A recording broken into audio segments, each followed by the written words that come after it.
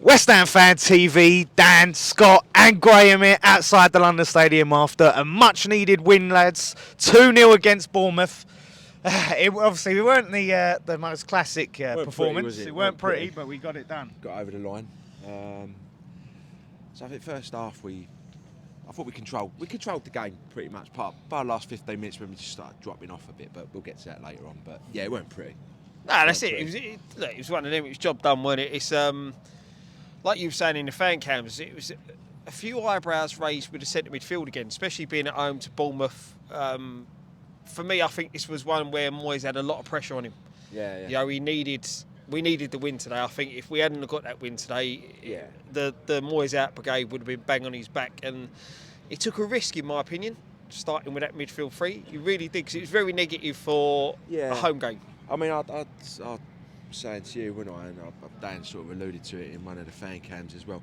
I'd like to see maybe Downes, Rice and Fornals start him in the middle, because that's how he started. You know, his career in Spain, he was an attacking midfielder. So I'd like to maybe give him a go there, but in the absence of Paqueta. Yeah, the thing is, Scott, you mentioned about the risk. It's almost like you said, it's a risk, because if he plays that and we lose, then everyone's really on his back, and I would have been pissed. But at the same time, it's risk averse, because it is quite, it's not as progressive as you would think against a team like Bournemouth. They were poor and they offered very little threat, and not so much because we were so good at stifling them. I mean, sometimes we had that misplaced pass Soucek did, and that where they go through. They're just a really poor side, and obviously they, like Dom alluded to, they had Solanke go off, which didn't help them at all. But they didn't offer that much threat. This could have been a time where we could have gone, do you know what? We're at home, Bournemouth, we want a performance. Let's go for it. Do you know what? I think it would have been, because I thought their goalkeeper, I know he went off injured, but I thought their goalkeeper in the first half, he made 2 fantastic saves. I think if one of them goes in early, because up until that point, you thought, is it going to be one of them games where the keeper's just going to have a blinder? I think if one of those had gone in early, I think it might have been it could have been maybe 2, 3, so sort of 3 or 4 maybe if we'd got an earlier goal.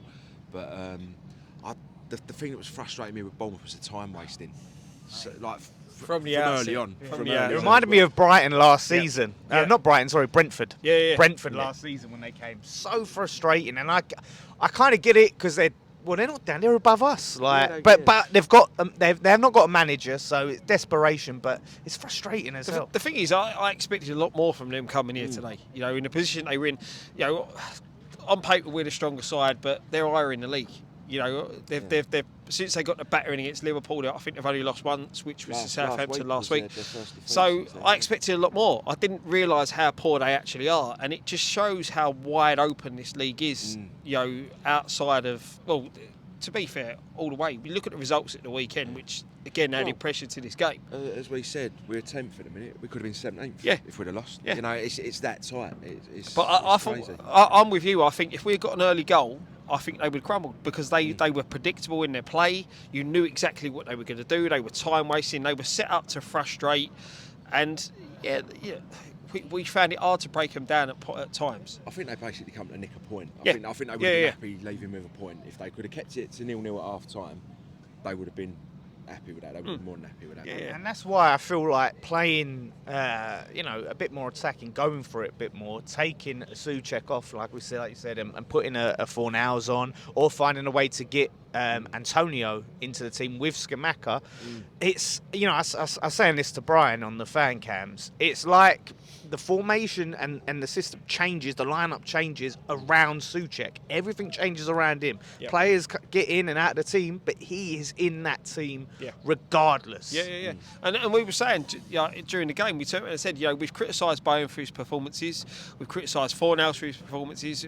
Look, I'm a big fan of Soucek, but it's time for him to sit out the side. Defensively, can't fault him today, but on the ball, and that just summed it up. There was no need to play that pass in the first half, and not being funny, a better side, that's a goal. If that's a City, Liverpool, or Chelsea, that's in the back of the net. But that's the mindset that he has a lot of time. You look at it, we're attacking forward, we're going forward, we're on the ball, we're in possession. Pass goes to Soucek. What does he do? He looks back, wants to pass it either back to the centre back or sideways. Yeah. Instead of looking Yeah. at in part trying to pass back to the centre back, he's misplaced it, and a better side punishes you there. And that's the problem. It's not just people say, "Oh, one misplaced pass," they're picking on it. It's that even when he executes that, even if he does complete that pass, it's the wrong pass. Yeah, and that's the thing. And also when you look at Downes was sort of playing in the number 10 role. I didn't feel the start of the game. I didn't feel really comfortable playing there because it was a bit unnatural for him. I think what Moyes has tried to do is what Moyes done with Noble. You know, when he played Noble in that 10 role to support the striker. And yeah, all right. As the game went on, Downes got better, but it just at the start he seemed to. Him, Rice and Soucek sort of didn't know where they were meant to be at times. Soucek and Rice were too square on.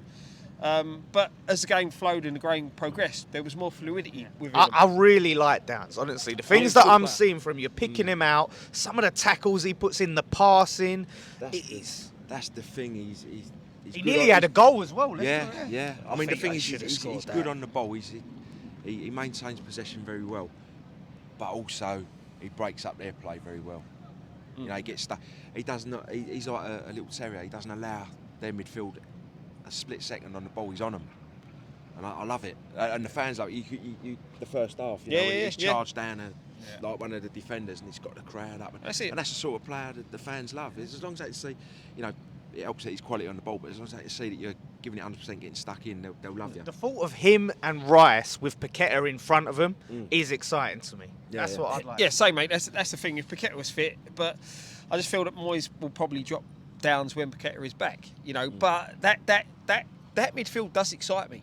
You know, because you've got the Downes holding Rice box to box, Paqueta, as you've seen so many times. You've got three players that are all good on the ball. Exactly, and they all want the ball. They're not going to shy away from it, and that's what we need to see to progress and go forward. That's what we want to be seeing. And look, at the end of the day, it was job done today. You know, we got first half. We got the goal we deserved overall in the first half. I didn't feel that they really threatened us apart from the misplaced pass where they picked that one up. What did you think of the goal? Right, because we've all looked at it back. We was watching it in the stands. It comes in. Now, Kerr's arms aren't in an unnatural position, but he moves towards the ball. Yeah. It doesn't then go immediately to Zuma. It bounces around a bit and makes a Zuma. But as Tom said, it's still the same phase of play. Yeah. It hasn't. I don't think a Bournemouth player touched it in between the bouncing around. Well, I'm not basically, sure. it was a scramble. Yeah. It was in my opinion, it was the same phase of play. Yeah. Because to me, if the ball had come out of the box and gone back in, then it's the second phase of play. Yeah. But it was just pinging man in the 6-yard box. So. What would he? I mean, it's that. It's the moving. Oh, mate, you know what? I always look at it. I always go, if that was against us, how would I feel? Yeah. And if that had been given against us, I would be fuming. Yeah, I think that's what it is. Look, we've had our fair share of bad decisions from VAR. We've had our fair share of. This season we have. Calls, this season we have, but in past seasons we haven't. Yeah. And like Dan said with Dom in the fan cam, you know, you go back to Callum Wilson for Bournemouth. So you know, they was lording it then. Yeah, exactly. So that's it. So we'll have it this time, and comes back around, bites you on the arse. So. Yeah, and that's the thing. Look, it went our way. Zuma looked so happy to get his goal. You know, I think that's his first goal since all the cat incident. You know, it looked a massive pressure off his feet. I think the fact that the fans celebrating, you know, look, we know what the fans cheer, right, when he gets called out and things like that. But for him, does he know what it is? Do you know what I mean? Does he still feel that people boo him? Yeah, it's a weird one, isn't it? Because booed. He just seemed so happy. It was like a massive weight had lifted off his shoulders. He got that, and the fans were cheering him. And you know, it was good to see. And I said to you, didn't I? I don't think I've ever seen someone so happy to score a goal before. Yeah. And the team coming round. They came right to where we are. They were buzzing, the whole team. And like I said, I think. Not just the weightlifting of Zuma, but weightlifting off the team. I know they're probably coming into this game a lot of pressure. Yeah. And the thing is, to score that late on in the half as well, you know, your feet sitting there thinking you're going in at 0-0, changes the half-time team talk for both managers. So look, I thought first half performance, going in 1-0 up was fully deserved. Oh yeah, we had fully plenty deserved. And it stopped them time wasting. Because then they've got to come out and they can't try. I say the only time I was really concerned was second half when we made the subs and we started dropping a little bit deeper and they had Kiefer Moore on and who was the other tall fella? Don't know. They had. Scott was saying they was just trying to overload. Brilliant. They was just trying to overload that back post They get did two quite on Johnson. often. They got 2 on Johnson quite a lot. Kiefer Moore kept trying to isolate himself with Kehrer, to get away from Zuma. But we dealt with it quite well. There was only really one instance where it was a foul on Fabianski, where they got through. He come out. He was big. Yeah. He didn't shy away from the cross. So. There was a few times Johnson got done on the right-hand side, and then obviously there was the handball shout. Yeah. We did look at it back. It's a weird one because his arms like there. It's in a natural position. It's in a natural position. But again, his body turns to where the ball is. But I mean, the thing is, again, he's like when he slid to block the cross, you can't slide. No, that's not that one. It's not we're talking about he stands up. About Johnson. Oh, the Johnson one. Yeah. I thought about our penalty. Carl, you're getting ahead of yourself. That makes a change. No, I felt that again, it's one of those. If we don't, like, if we're screaming for the penalty down the other end and we don't get it, you'd be fuming. It can go either way. Yeah. But the ball, he couldn't really get out of the way of it. It was sort of knocked onto him. That was less of a handball than the Kehrer one, in my opinion. Yeah, I agree. That's how I look at it. And I'm sure it's the Bournemouth players' hand afterwards as well. But that phase of play, I'm sure, again, they were overloaded 2 down that side. And he got caught out. And I don't know whether that's the lack of Bowen being out wide, Bowen being there supportive. I think that decision to bring Soufal on and go sort of 5 at the back was the right decision at the time, because Bournemouth were getting on top at that point. They were causing us a lot of problems, especially switching the ball from the left over to the right-hand side. So Moyes, I think he got that one right.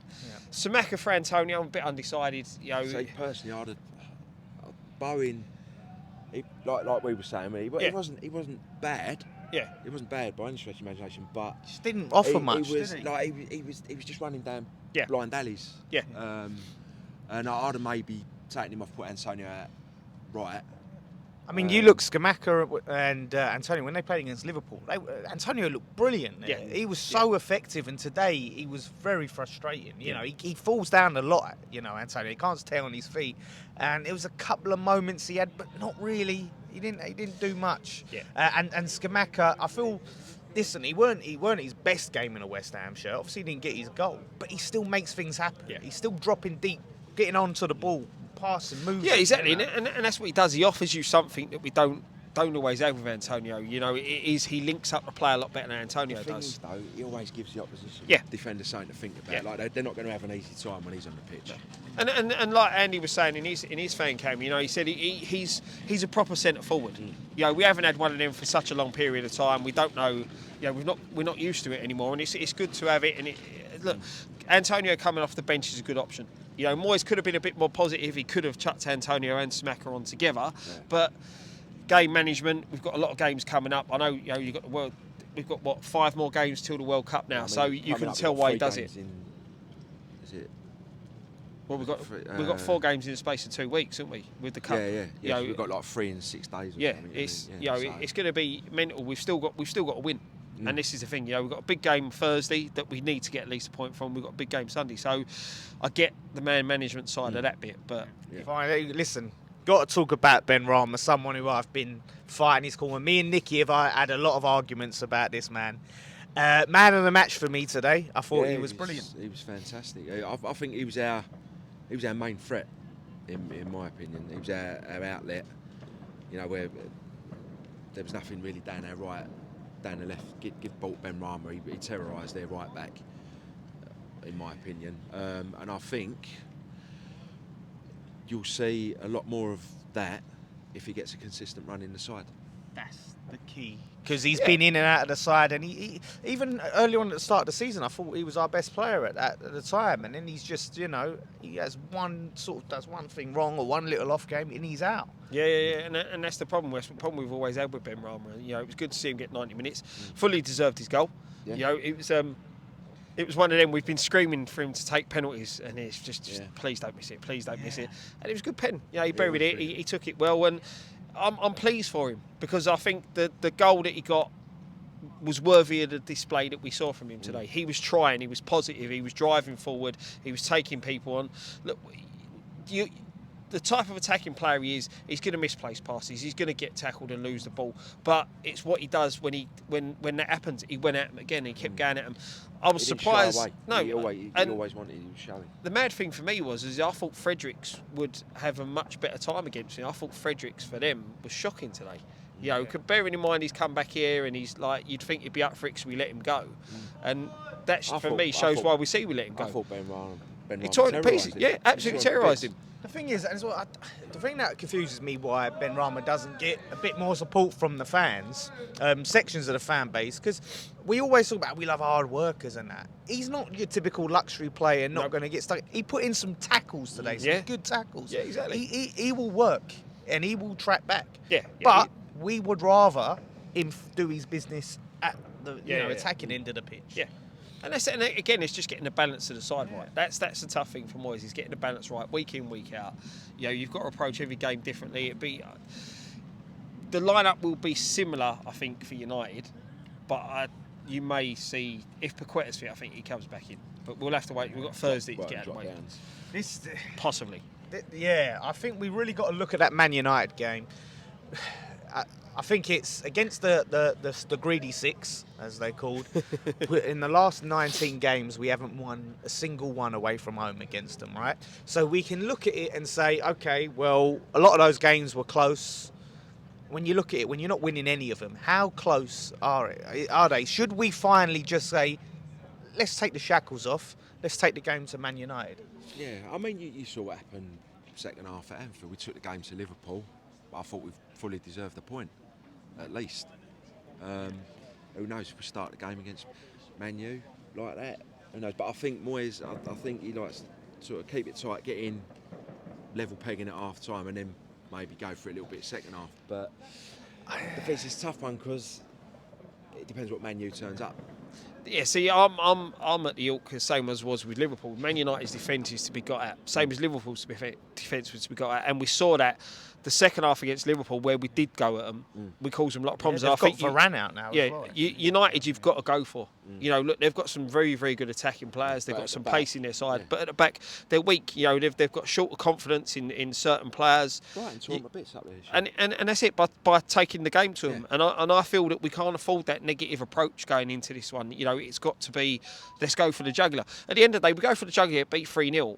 At least we've gone there and gone for it. You know, I'd rather have a pop.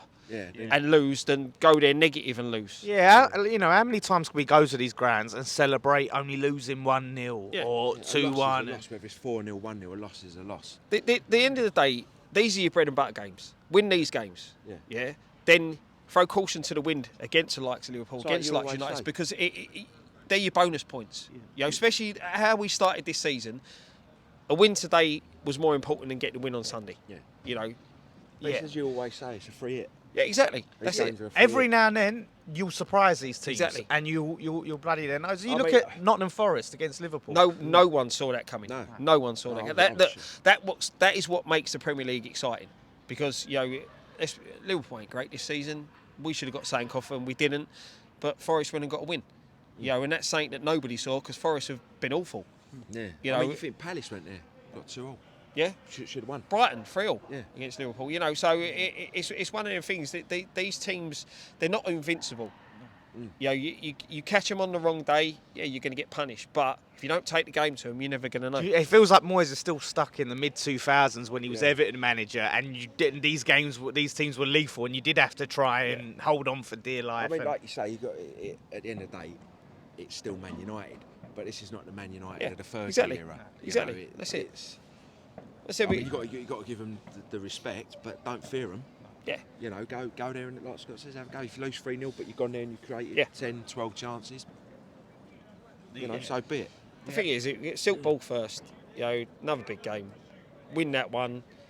United away. Then you can sort of rest the players against Bucharest in the second leg. Oh, in the last round of that fixture. Do you know what? I say rest them this week because we rest them this week, right? Certain players, Rice, the ones that need resting. Yeah. Okay, say we lose this week. Well, then we can get a win. We've got the next one to make up for it. We've got one more game rather than.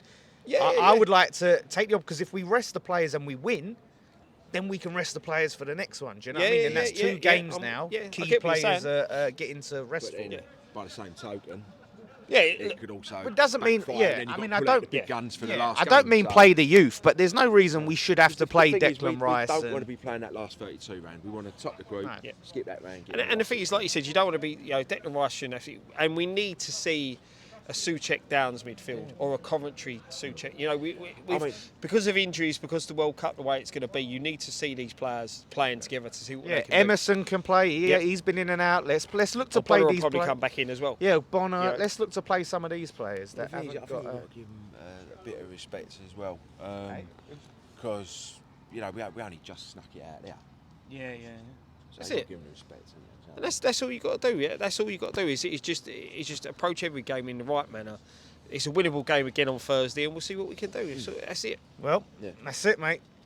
Fair enough. So I guess we'll leave it there. Poor Yep. Andy, Another night. good old Yeah. Andy's been Freezing behind the his- counter, freezing freezing his up. balls off. His knees are probably killing me like mine. So, but yeah.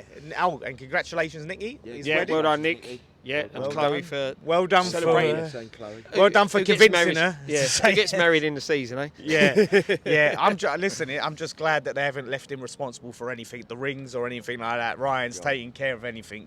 I just hope he got there on time. That's it, mate. That's the what thing. we've That's got the to benefit. Is he's staying where he's getting married. Otherwise, you never know. No, Nick, Yeah, but do. Yeah, we'll be back with all the build up to the Silkball game. Check out the podcast with Dom. I think What, that's being filmed. Graham's tomorrow. gonna be on it, Graham's. apparently. Possibly. Oh, come on, Possibly. Graham. It's going to be one of us three joining him on it, and then Well, you're invited. yeah, Oh, yeah. and we'll be back for fan cams after the European game against Silkball. So only one thing left to say, boys. Come Oh, you are? Come on, your irons.